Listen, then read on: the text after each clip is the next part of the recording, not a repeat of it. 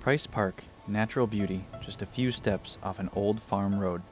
Of all the numerous walking paths and nature trails strewn throughout central and southern Wisconsin, this park, Price Park, always pulls me back in. I've often asked myself throughout my life just what is beauty? What does nature have to offer me in this rural farm state that I haven't seen already? One day in my youth, I stumbled on the answer. It wasn't that my soul was searching for something different.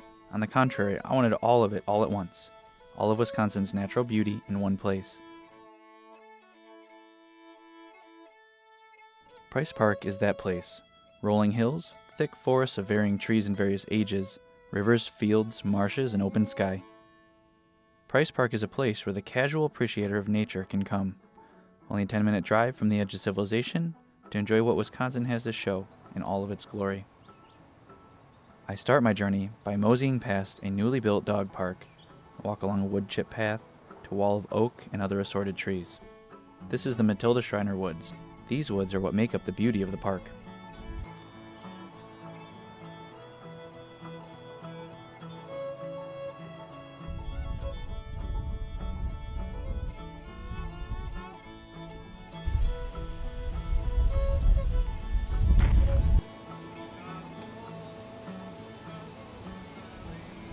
Under the boughs of the Schreiner Woods is a hiker and forager's dreamland. In early spring, wild berries freckle the edges of the path. If you've been through these woods season after season, as I have, you may be lucky enough to find places where early ripe ones sit too high for critters to get at them.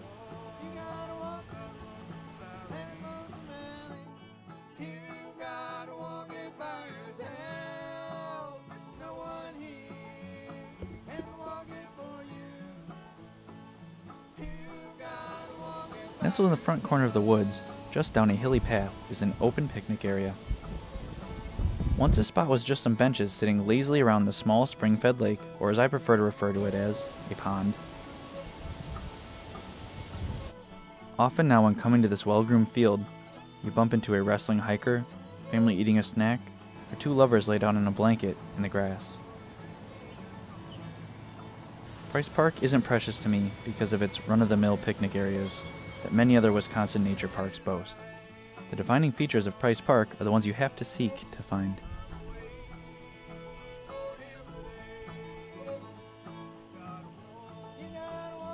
I have often found when I need a moment to think or just want to get away and be alone with the music of the Midwest, it is easy to slip down a well-walked deer trail to sit on the banks of the Sugar Creek.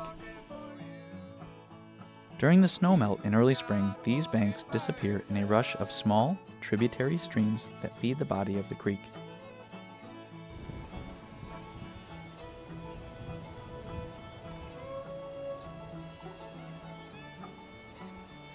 This is the place farthest away from the highway noise that plagues the forest entrance. Here is where you find animals, insects, and a myriad of birds.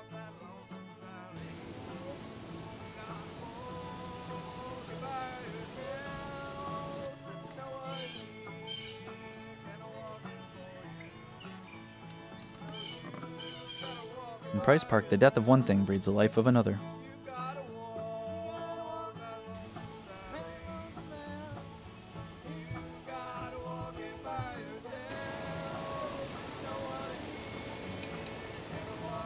When a tree along one of the trails grows old and brittle, it's cut down for safety reasons. Pulled into the undergrowth, it becomes a home for a colony of termites.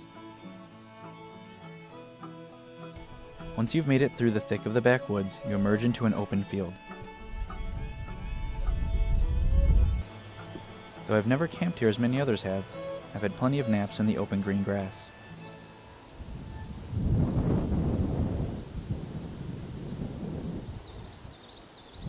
But this whole journey has simply been a precursor to the awe-inspiring beauty that is the open meadow at the back of the park.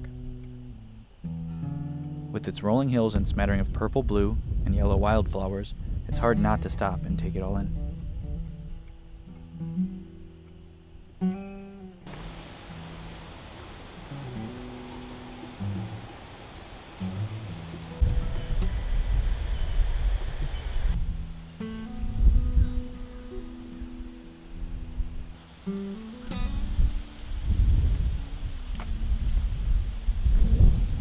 Here is also where we come to the oddity that is the Old Price Cabin.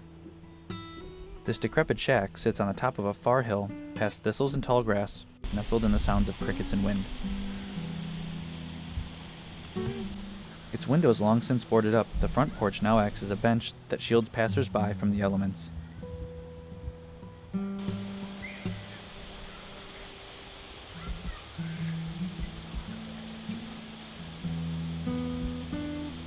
Though the house's human occupants have long since abandoned this abode, the insects and small mammals have taken the liberty of residing in the safety of this human relic.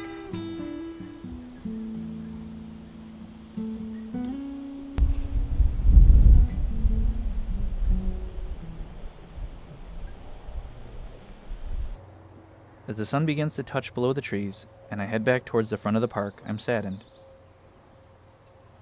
Every day at Price Park is a new experience, and every experience is special to myself and the people I've traveled with. So, as you travel back towards the trailhead and the sounds of traffic, do your best to hold on to these experiences and maybe come back to make some new ones again. I packed my suitcase, got on a train. Couldn't say that I was feeling no pain. My girl had left me, I was upside down, wide awake in the sleeping car, Alabama bound. I was dancing